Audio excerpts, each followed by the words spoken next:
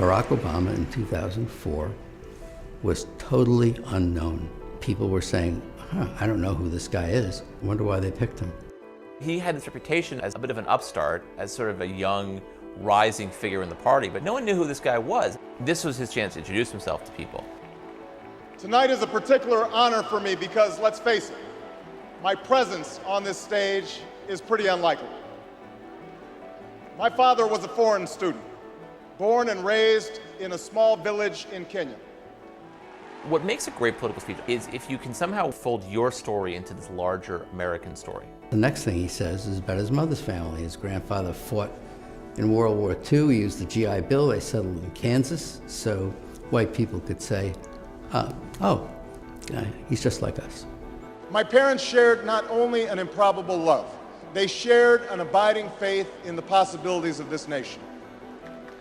I stand here knowing that my story is part of the larger American story, that I owe a debt to all of those who came before me, and that in no other country on earth is my story even possible. Going into this speech, we've had 4 years of George Bush, and we felt as a country like we've grown further apart. 2004 was very much a divisive partisan race. Obama's speech is in some ways an antidote to that. Alongside our famous individualism, there's another ingredient in the American saga, a belief that we're all connected as one people. If there is a child on the south side of Chicago who can't read, that matters to me even if it's not my child.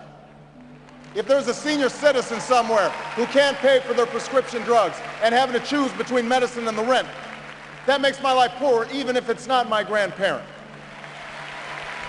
It is that fundamental belief, I am my brother's keeper, I am my sister's keeper, that makes this country work.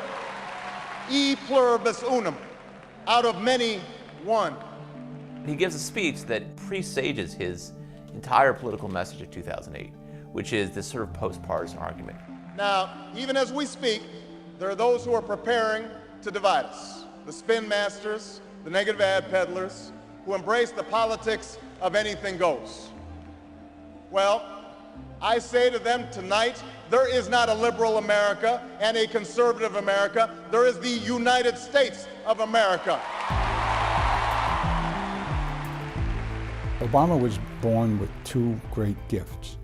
One is his mind, and the other is his ability to speak to large groups of people. There are three things that Obama does that really makes that speech effective.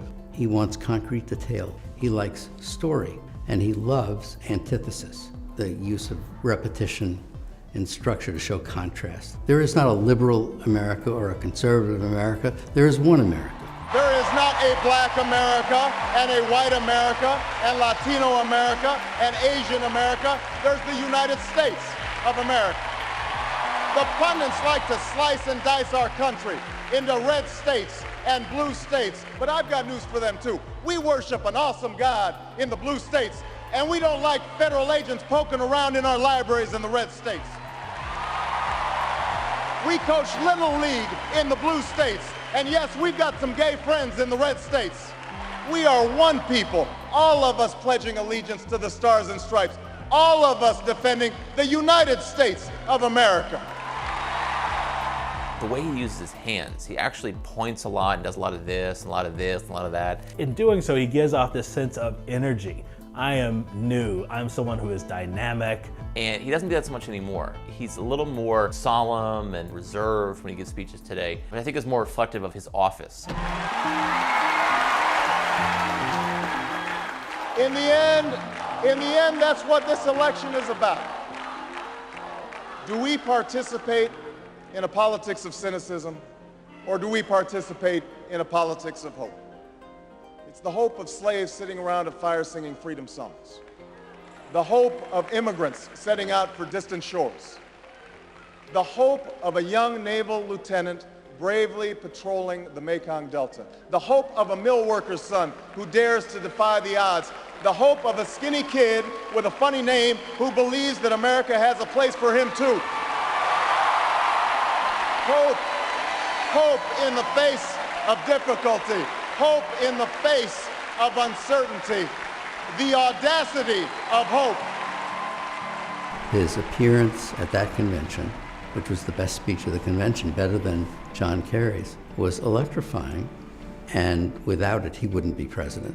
I think sincerity means a lot. There are people who, when they speak the truth as they see it, and they're very effective doing that. I believe this country will reclaim its promise, and out of this long political darkness, a brighter day will come. Thank you very much, everybody. God bless you.